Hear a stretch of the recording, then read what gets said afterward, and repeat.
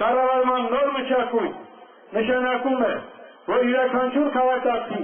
իր պահանջին համապատասխան ստանալ է որակյալ և բարձրորակ ծառայություն է։ Կառավարման նոր մշակույթ նշանակում է,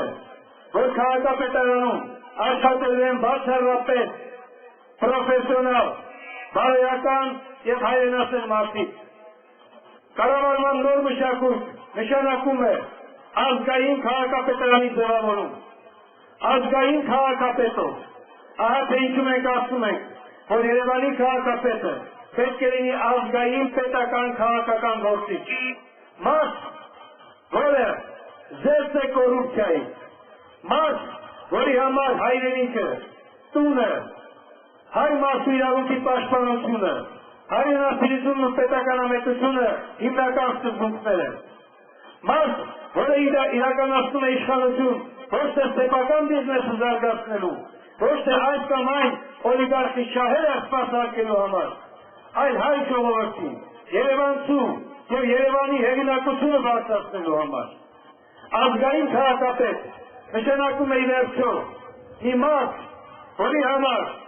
ազգային գաղափարախոսությունը կես կատեգորիա չէ, թեկուզ քաղաքական։ Ազգային քաղաքապետ նշանակում է մարդ, ում համար հայ մանուկի, հայ պատանու, հայ երիտասարդի, հայ տարեցի, հայ մոր իրավունքները հիմնարար արժեքներ են։ Ի վերջո,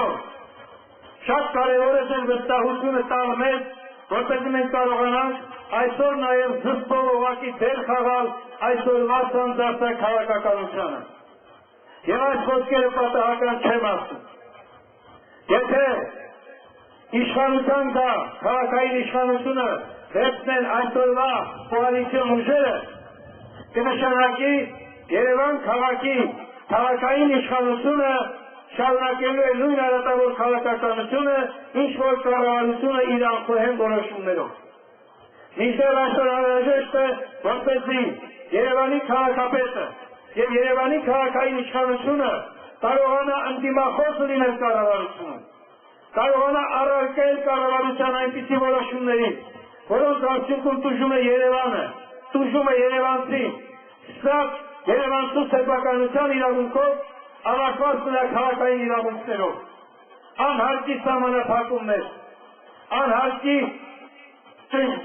ուժի գործադրում քաղաքացու նկատմամբ, անհարկի սեփականության իրավունքի ոտնահարում, աշխատատեղերի անհարկի սահմանափակում, հարկային տեռոր, բարի բուն իմաստով, և վերջին 10 օրերում հանրային վայրերում այցելել են փոքր ու միջին բիզնեսի ներկայացուցիչների հետ հանդիպման, ես զարմացել եմ, թե ինչպես կարող է կառավարությունը խոսել փոքր ու միջին բիզնեսի զարգացման ծրագրերի մասին, հակաճգնաժամային ծրագրերի մասին, բայց միաժամանակ դատապարտել այդ մարդկանց գործարման։ Խոսքը շուրջ 50,000 մարդու մասին է գնում։ Մի կողմից հարկային մարմիններին ուղարկում են, որպեսզի գործ սարքեն ՀԴՄ-ների կիրառման համար։ Մյուս կողմից չափազանց բարձր տոկոսադրույքներով մարդկանց թերթել են, որպեսզի վերջիններս իրենց սեփականության իրավունքով պարտանող տները դնեն գրավ և չկարողանան դրանք վերադարձնել։ Մյուս կողմից բնակչության եկամուտների չափազանց ցածր մակարդակը, ինչի մասին մենք դաշնակցականները Սամքանի ժողովում ես բարձրաձայնում էի,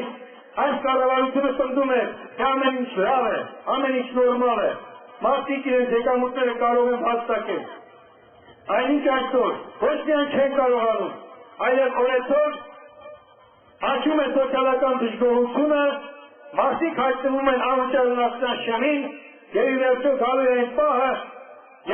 եթե իրենք կամավոր չհեռանան, ապա ժողովուրդը կարող է քշել նրան։ Միթե այսպիսի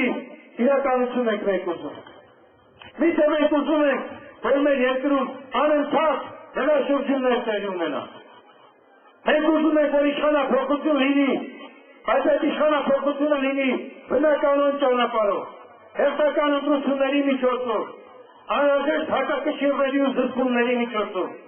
Ահա թե ինչու է անհրաժեշտ, որպեսզի այս ընտրություններում մենք կարողանանք հաղթել և զսպել կառավարության անխոհեմ որոշումների կատարմանը, անխոհեմ վարքագծի դրսևորմանը,